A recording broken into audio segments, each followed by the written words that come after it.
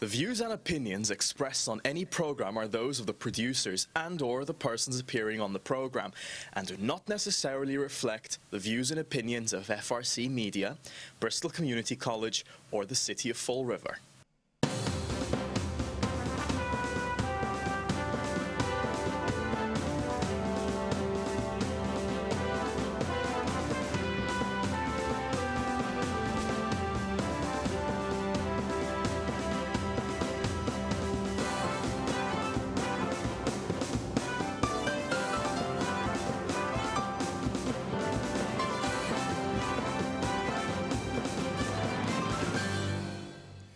Well, hello. Welcome to Spindle City Straight Talk. I'm Chip. And I'm CJ. And I have a microphone. And boy, did we pull that one together We were running fast. around like chickens with our heads cut off there. So, Live television. somebody stole all the mics. It's sabotage. Live television. I'm telling you, you can't beat it. Thankfully, our director, also known as the Portuguese Mafia King. Well, the mayor of the Flint. The mayor of the Flint, Carlos Caesar, pulled it out of his backside to put that mic together for you. And you're a tad low again, but... My mic is on, so I didn't forget to put it on. Maybe somebody also tampered with the... I've turned it up so you can hear me. Okay, good. Well, it's hump day. It is, and there's a lot of news to report. And a lot of stuff, but... And it doesn't really stop. So as we know, Senator Rosenberg stepped down, and Senate Majority Leader Harriet Chandler of Worcester is now serving as the acting president during the investigation. That's right, Worcester. Yeah, Worcester. Yeah. I hear they have a great sauce. Yeah. But guess who's serving as the lead investigator? The guy who followed him out of the room the other day on TV. Senator Michael Rodrigues, chair of the Ethics Committee, said the first order of business for the Ethics Committee will be to hire an outside investigator, which I think is a smart move. That's the part they left out, an outside investigator who they all know. Exactly. It seems like this one's in the bag already. Yeah, I love it when politicians investigate politicians. It's just like when cities commission studies. Amazingly enough, the studies always come out in their favor. I know. I don't think I've ever seen a study that didn't come out, because the reality is you pay somebody to do something for you, it's going to come out your way, or he doesn't get paid. So. Yeah. Well, you know, it's interesting though, because the Time Person of the Year is actually a group of people. It's the Me Too people. It's the people who are exposing all these sexual harassment and abuse complaints. Because they're changing the face of business.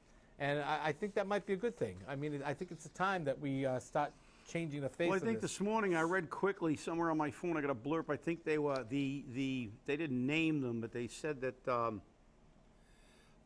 the people who made these allegations of the hashtag, whatever it is, Me Too. Hashtag Me Too people were chosen as Persons of the Year. Yep. You know, so, well, I'm not sure if we got another story about false accusations, and that's the problem. Stuff like this. Well, and we're gonna get into that in a second, because the first thing that I want to get into is the teachers in Fall River are actually attending school. They're showing up. They're not calling out as much as they used to, and attendance isn't only for students, it's also good for teachers. This year, teachers in the city public schools are setting a strong example for the students by showing up day after day, month after month, with statistics to back them up. Fall River Superintendent School Matt Malone said teachers' attendance is on the upward swing. From September 7th to November 29th, teacher attendance in the district is at 94.6% compared to 93.2% for the same time period in 2016. Isn't that, I mean, everybody, see, now I'm going to be Mr. Negative again, because everybody's going to say... You're always negative. That's okay. I'm being negative, but I'm just being realistic. Look, I don't know what they're getting kudos for. You work, when you go to, you're supposed to go to work, aren't you?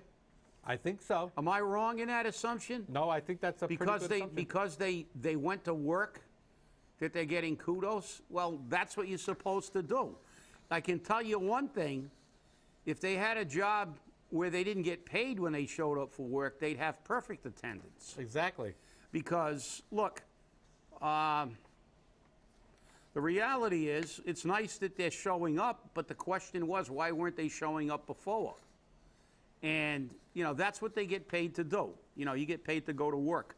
And, you know, they're getting, the superintendent's getting kind of desperate if that's his positive spin, that they're showing up for work. Well, people are supposed to show up for work. Well, what I think is interesting is that they're trying to say that the teachers are setting an example for the students. That's what they're supposed to do. Right. It's part of their job. So the students actually now start showing up for school. And, you know, any way you look at it, I think it's a good thing for all people involved. Well, I mean, yeah, it's a good thing, but it's a sad commentary on a society. It is. You know, I mean, It we're is. supposed to be, you're supposed to set an example as a teacher. You're supposed to, and part of that example is your behavior, attending class. And realistically, look, call me, you know, I'm a pragmatist. I'm not a pessimist, or I'm not an optimist. I'm not a half full or half empty guy. I'm a there's water in the glass guy. That's pragmatism. You know, how much water is irrelevant if I need some water. And but you know, this is another situation where I'm not even sure if their attendance has anything to do with the students' attendance, because we have a lot of issues, chronic issues with attendance with that have factors that far outweigh whether your teacher shows up for work. There are kids with issues with issues at home, and this is one of the reasons that it disturbs me so much that when I read stuff like this, and I know there are not enough people doing the actual work in the school department that should be. They don't have the paraprofessionals to stay in the classroom, and the classrooms sometimes are in chaos because the teachers have to take time out from teaching the class. Rather than showing up, you know, if the school department was concerned themselves about, rather than giving all of the administrators pay raises and having two principals in two vice principals and assistants to the vice principals, in addition to the principal, who now, I guess, with all that help, I think the only thing he does is sit in his office and count their pencils for their six-figure salaries. I think they should put paraprofessionals back in the classroom because they got rid of them. So when there's an issue in the classroom that's not educationally related, such as a class disturbance, they have someone to take care of that, to allow the teacher to concentrate on giving the students maximum learning time. You know, that's the problem. The problem is, this is all spinology. Let's pretend everything is, do something like this, and to me, it's diversionary tactics. Let's look at the figures. Let's look at the graduation rates realistically, not fudge the figures. Let's look at how our students are being educated, and take an objective look at what's going on. And that's one of the problems. Let's get down to basic education, not this kind of stuff. Yeah, well, you know, I agree with you. I think that it's time for us to get back to basics and get away from this Common Core stuff and all this other. You know, when I went to school, math was math. 2 times 2 was 4. I didn't need to go 2 times 5 is 10 minus 1. You know, give me a break. 2 times 2 was 4. You know, 4 divided by 2 was 2. I didn't have to go through this 9-step process to get to the same answer.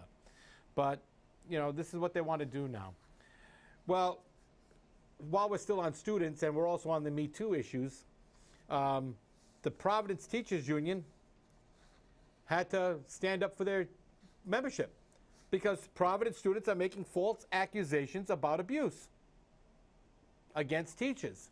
And you know this is going to happen in Fall River very shortly. If it's already talking about it in Providence, it's going to find its way down 195 very rapidly. And this is a hot-button issue. Yeah. You know, teachers are accused, all of a sudden, boom, they're kicked out the door. They're put on administrative leave pending an investigation, and their lives are ruined. Yeah, and that's one of the problems with this, you know, I don't know. And look, I guess it's societal because now everything's a reality show, even Exactly. life. And they make it like a show, but as you said, the problem is it's too easy to make an unfounded accusation. And we talked about that a few shows ago, that these accusations, they've because of the the evolution of the society, the person who's accused is guilty until proven innocent. And even if they are proven innocent, the damage to their lives may never be repaired again. Exactly. And that's the problem. And the problem is it's being used as a threat. It's being used as basically a hammer by the students. I'm going to make an accusation, and that accusation is going to create. And it's a look. I tell you what, it's a difficult situation to be in because there really is no good answer. No, there isn't. You can't stop these kids from doing it if they're going to do it. But the problem is they're doing it because of the way society now has treated these things. It's like as soon as you make this accusation, you've destroyed the other person. They're guilty automatically, and it's up to them to prove they're innocent. Even though in this country you're supposed to be innocent until proven guilty, they're not perceived any longer as allegations. They are allegations. They're referred to as allegations. But most of the time when these allegations are made, the individuals are immediately suspended, taken out of the classroom, or fired from their job. And then they worry about proving or disproving the allegations later. Well, Mary Beth Calabro, the union president, basically said that. And, one of the things she stated is that, students have been emboldened to make allegations at a whim, knowing that the teacher will be removed from the building with no questions asked. And some are taunting teachers with threats that they will contact the Rhode Island Department of Children and Youth and Families with abuse claims. The Providence Teachers Union demands a policy that affords deference on both sides when there is no certainty to the allegations. There should be a presumption of innocence until proven guilty. Well, there not only should be, there's supposed to be a guarantee that you're innocent until proven guilty in a society. So, and like I said, it's become epidemic in this country, really. Well, I mean, in the Providence school system alone, at least 50 teachers and other employees have been placed on leave since the beginning of the school year as a result of multiple misconduct allegations. The majority of the employees have been cleared of any wrongdoing. They've been cleared, but guess what? They're still going to be looked at that way. Yeah, they've still been accused, and that's the thing. It's just a it's a state of affairs that is difficult. What can you do? I mean, and it's look, nobody's saying you and she hit it right on the head. There should be a policy that affords deference to each person. These allegations can't be ignored. Nobody is contending that you should ignore any type of allegation.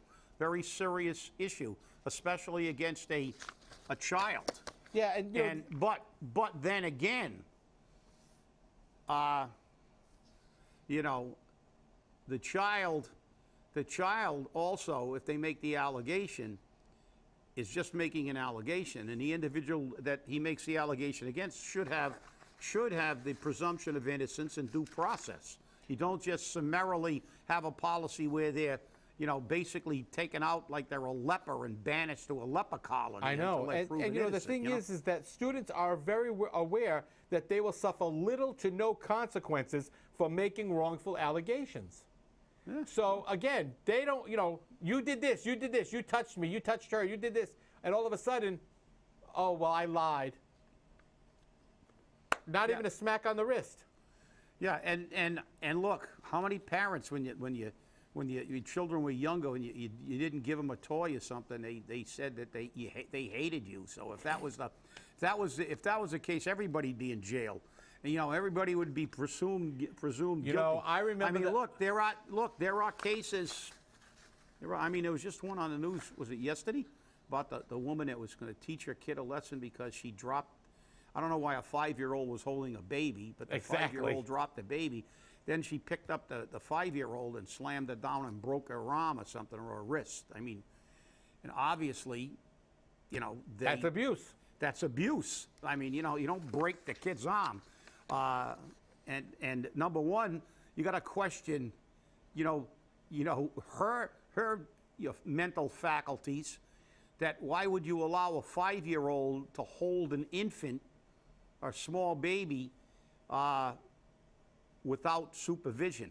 Oh, that's a big question. I mean, don't get me wrong. My kids, you know, my son held my daughter when she was born. yeah, and, but you were right there. Well, exactly. I was right there. Yeah, You know? and my children, my kids held kids. You know, Yeah, but you were right smaller there. kids. My son held his sister, but it's like she's not like in the other room walking around with her. You know, Exactly, It's like, yeah, exactly. you want to hold your baby, sit here, and I'm standing right there in case you know. But I mean, look, it's just this. We're out of control here. Yeah, well, you know, what's very interesting is, you know, you look back in time. If you ever told your father, go ahead, hit me, I'll call the police, what would your father tell you? Well, he wouldn't tell me anything until I woke up. and then when I woke up, he would say, "Go ahead, Call the him now. Exactly. Call them." You know, and then you can go out and live in a cardboard box because I'm not gonna give you a roof to live under and food and buy you clothes and basically you know, support everything you, and you're going to give me this kind of, you know. But that was a bygone day when all those adages that were held for hundreds of years have now gone out the window. And we had like lower crime. Spare the rod, spoil the child, you know, and things like that. And ironically enough, when I look back, I don't know. Maybe it's something in the food, maybe it's something in the water. But when I look back, you know, they were too busy to have a lot of the problems we have today. Maybe they were too busy trying to make a living or go across country in a covered wagon and fight off the Indians. Because when I look back, I don't see any records of attention deficit disorder or all these other maladies, because today we've evolved into the society of labels. If you misbehave, it's not that just you're a pain in the butt and you need a good chapada, as the Portuguese say. But it's because of some kind of a disease. Everything's a disease now. They've got a label for everything. You act out. It's not just that you had too much sugar and you're behaving badly and you need to be put in a corner somewhere. No, you got attention deficit disorder. Now you got, you know, everything's a disorder now and a disease. So, I mean, it's just crazy. And, you know, we've evolved into the nation of excuses. It's because every time something happens, there's an excuse for bad behavior. And just as the teachers union president in Providence said, there seems to be no consequences for any negative behavior in our society, because it's always an excuse. Oh, well, you know, they didn't let him go to the toilet this morning, so it made him into a serial killer. But that's the way it is. CJ, I can't hear you. I'm sorry. I said, you talked about attention deficit disorder and all of these labels, but you know, when all these kids get one of these in their hand, they don't have any attention deficit disorder, do they? No, they have an over-attention. Exactly. They can't even talk to you anymore. That's right. They don't even look at you. It's like, that's it. Well, I got to see all the selfies and the pictures and the videos of Joe Kennedy with everybody and their brother. Representative Joe Kennedy was in Fall River, and he was at the Tipsy Toboggan, and he talked to people. And guess what? Kennedy says that Washington, D.C. should look to Fall River for guidance. Oh, God. Boy, talk about being a politician. I don't know, Joe. You just lost my vote. Wants to get back to being functional. Fall River's functional, Fall River's dysfunctional. Dysfunctional, absolutely. Okay? It needs to look to places like Fall River for guidance, to operate functionally. Yeah, okay. Well, I'll tell you, no more campaign rhetoric. I thought we had just put that away. The election's over. But here we go again with this kind of thing. You know, Fall River maybe should look to Warwick, because this morning on the news I saw Warwick was selected as the 3rd safest city in the United States. There you go. And that's not too far down the road. Why? Why? Because, and the mayor even said, it's because, and one of the criteria was crime gun violence, etc. Warwick is one of the lowest ranking, and so look, and I'm not saying, look, that's not a condemnation of our you know, the police or anything like that. Our police are strapped to the gills, but the problem is we've imported a lot of violent people into this community, and you got to face the facts that because we have a housing authority that actually recruits people, we have the worst of the worst. The housing authority doesn't give us their best customers. No, the worst of the worst. They get rid of all their worst customers, and they send them down here. And the city has gotten more and worse and worse over the years, and we still.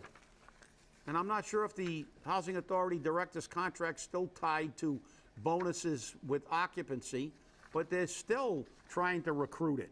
And they're still trying to create market rate housing, which ends up subsidized housing. So, look, that's another thing, because this is the problem. We got politicians down here making these ridiculous statements like, look to Fall River. Yeah, look to Fall River, where Warwick is the third safest city in the United States. We're one of the most dangerous. We were in the top 50. Crime, drugs.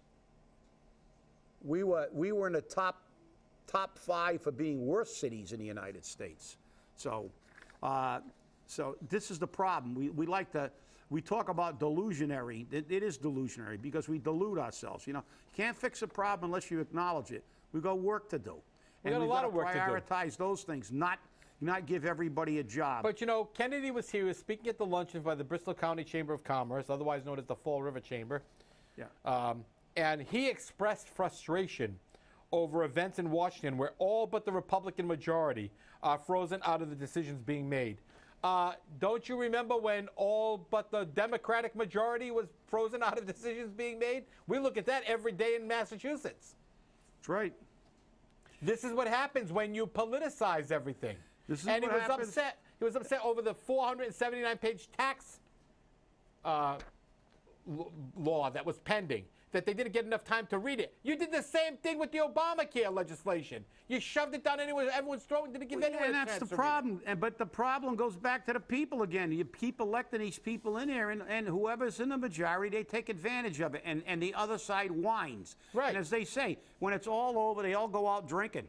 That's exactly what happens. Because they've got, they got a great gig there. They're like the monarchs. They got health care that'll never go away, the best health care in the world. They never have to worry about a pension. They got the best pension system in the world. You spend one day in there, you get a full pension. You got the greatest health care in the world. They're not worried about co-pays and stuff like that. They're not worried about the cost of health care because they got their own. They live in their own little bubble. And, they sit and they argue and they fight and stuff, and it's all rattling sabers for the public, and their demographic.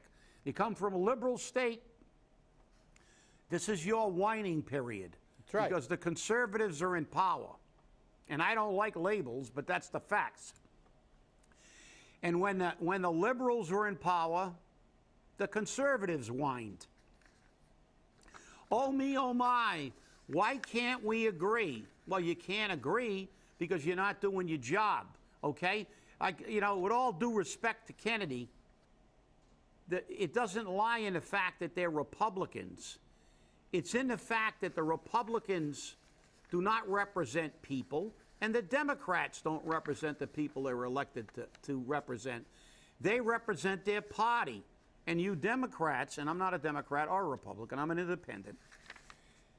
Democrats, remember what you said when you began the process of selecting a nominee for the presidency.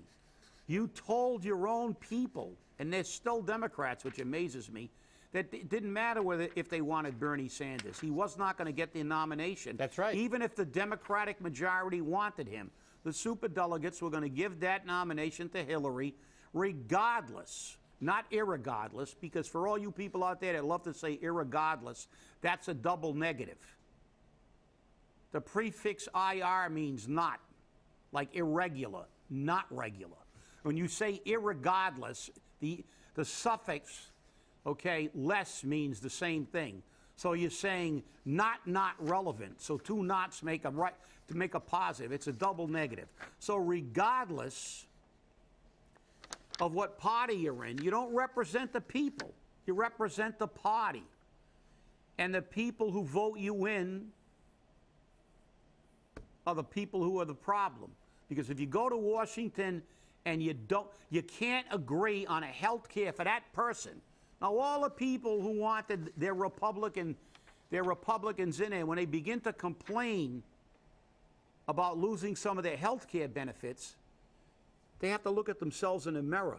Because they elected an individual to Washington who couldn't make a deal in their interest. He's there to represent you, and he goes to Washington and they play partisan politics. So that's the problem. The problem, I don't blame them. What the hell? They're going to take that gig as long as they can take it. You can't blame them. No, they're making a lot of money. They chose exactly what they wanted, and they got exactly what they wanted. But I see we're getting close, but I got to mention something about the charter. Go ahead. We know that Kathy Ann again lied. You told me last night. She said there was a provision in the charter that allows the mayor to waive residency. There's no such provision in the charter. And there's also a provision in the charter, I believe, I don't have it, and I didn't have time to review the entire thing again, but I believe there's a provision in the charter that requires Corporation Council to review all ordinances that are in conflict with the charter and get rid of them. Correct. And why isn't the Corporation Council doing that? Because the charter requires residency, and there's an ordinance that allows the mayor to waiver that. So that's in conflict with the charter. Actually, it should be just the opposite. We should be enforcing it, and we should be removing anything that conflicts. And again, it shows how screwed up this charter is. There's contradictions to contradictions. And what disturbs me about this entire dialogue is we've apparently come to the conclusion that we spent $40,000 6 years coming up with this disaster that's full of contradictions. And the end result is, after they passed it, they went, this thing's so screwed up, we're just going to ignore it. It's like, that's the charter. That's the Constitution of this city. So they've basically said, this is so screwed up, and it's cramping our style, we can't do what we want, we're just going to ignore it. So... Thank you, Mike Mioza. Thank you, Chris Bartley. And didn't the city council make a leave to withdraw when they talked about enforcing the charter? Yeah. So our city council is saying, we've got a document that's supposed to be the foundation of our city and our government, so they make a leave to withdraw to enforce it. So why did we bother? But I'll tell you why we bothered, because there's things in there to prevent you, the voter, from doing what you want. That's right. And I can guarantee you they will enforce that charter when it comes to stopping the voter from doing something that they dislike. Well, I mean, come on. You know, we don't want the voters to actually act. That's right. We have to make it as difficult as possible. But when it comes to something else, we can ignore the charter. Or repeal the charter. Well, you know, why do we have... So we have no charter, apparently, because it's a use or not use at your discretion charter, which I've never heard of before. Exactly, exactly. So, you know, it gets to be very, very interesting to see how this is going to pan out. Yeah, somebody actually called me and said, Kathy Ann lied. I said, call me when she doesn't lie, because that's a surprise. So, I mean, she has given more information to that city council than I've ever seen in all the years I've been involved, and all the city administrators, going back to Connors and going all the way back to the first city administrator, Alan Silver. Hey. And all those are city, I've never seen anybody that goes up there, changes numbers, oh, well, I say, well, that's not what I meant. Oh, those figures are off. Let me go back. So, but the charter, again, rears its ugly head. So stay angry, and we will see you on Friday. Oh my God! Already coming up to the end of the weekend. Pretty soon, Christmas will be here. Oh yeah, Santa was here. I can see the elf dust. Or oh yeah. I don't. Have a great day, people. We'll see you Friday.